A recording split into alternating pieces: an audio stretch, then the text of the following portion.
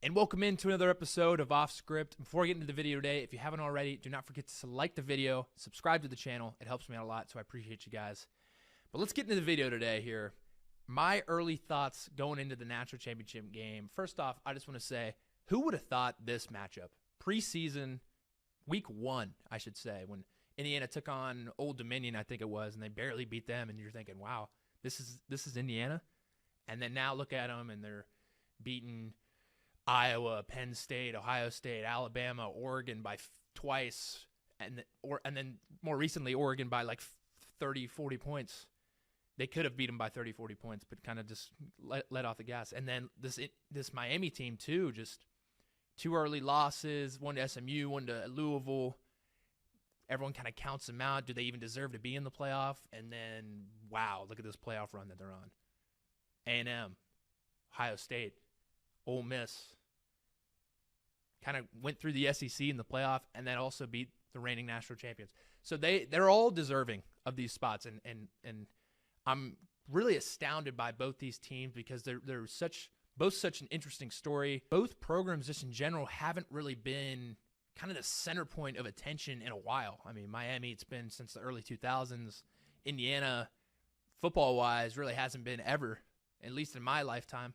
And it's great to see kind of new teams getting into the spotlight. You know, we always have that Alabama, the Georgia, the Ohio States, those blue blood, high caliber teams. But it's good to see a different team in here. But moving on here, my early thoughts. It's a national championship game here.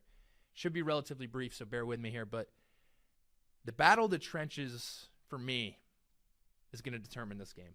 Specifically, IU's offense versus Miami's defense is the matchup to watch for me. And I say that because when you look at this Miami team, obviously Malachi Toney, Carson Beck are these highlighted points, but also this Miami defensive front is the team is usually when people talk about like, oh yeah, that Miami team they're good. They got a really good defense.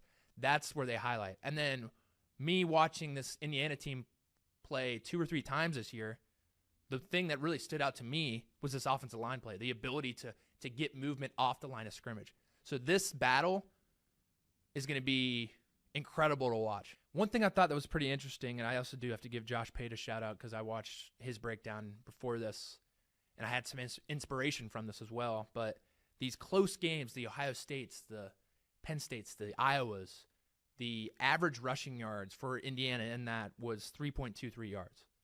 And you're thinking, all right, well, that's not terrible. Like, it's pretty good. But their average in general throughout the entire season was 5.33 yards per carry. So there is a little bit of a blueprint there to like, hey, if we kind of if we inhibit their running game just a little bit and they have to rely a little bit more on the passing, is there something there that we can take advantage of?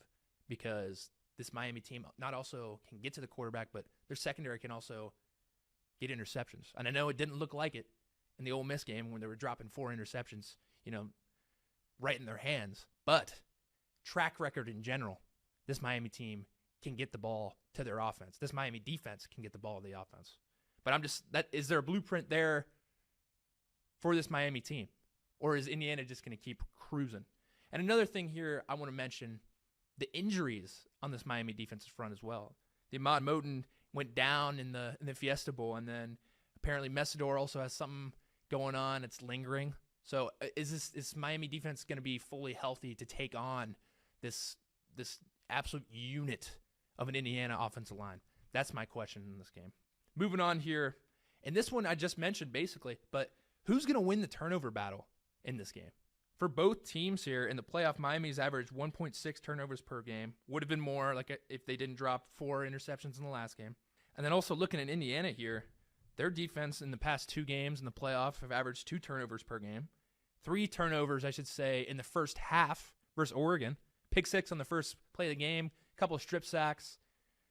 It's almost, this defense is just almost as impressive as their offense. And the offense usually gets all the sparkle and glam with Fernando Mendoza lighting it up, making these NFL throws. But I'm saying this Indiana defense is just as important because of its ability to get the ball back to this offense and to score touchdowns like they did against Oregon. But I just think the pressure that they give, the ability to read the quarterback's eyes, to fake disguise coverages and then all of a sudden, kind of like strike like a snake. They're really good at that. They're fundamentally sound. That's probably the best word to describe what they do. But in this game, which defense is going to make the most impact?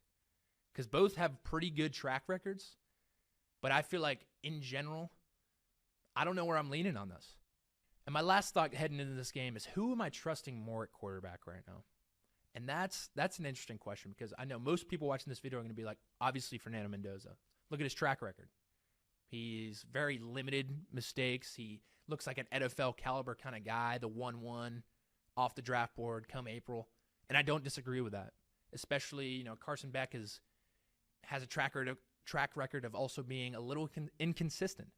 If you look at that Louisville game, if you look at the SMU game, prone to make interceptions, and once he throws one, then they all kind of start raining down. So what kind of quarterback am I going to get here? But in my defense for Carson Beck here, in this playoff, Beck is leading this offense with an average of 170 passing yards per game, 1.3 touchdowns per game. So, roughly he's throwing one basically every game. Only one interception the entire playoff so far. They played 3 playoff games. And then, which I think is the most important here, because that's how I feel like this is how their offense works. He's leading this team to a 33.53 time of possession, an average time of possession throughout all 3 games. So that's more than half the game. You're holding the ball for more than half the game. And this is how this Miami team operates. They run, they get it to 3rd and short, and then maybe they, throw it out to Malachi Toney or CJ Daniels or one of their talented receivers that can just get the first down, or then run it with Mark Fletcher or some. It's just the Miami way. But in this game, do you go with experience being Carson Beck or consistency being Fernando Mendoza? It's still a toss-up to me.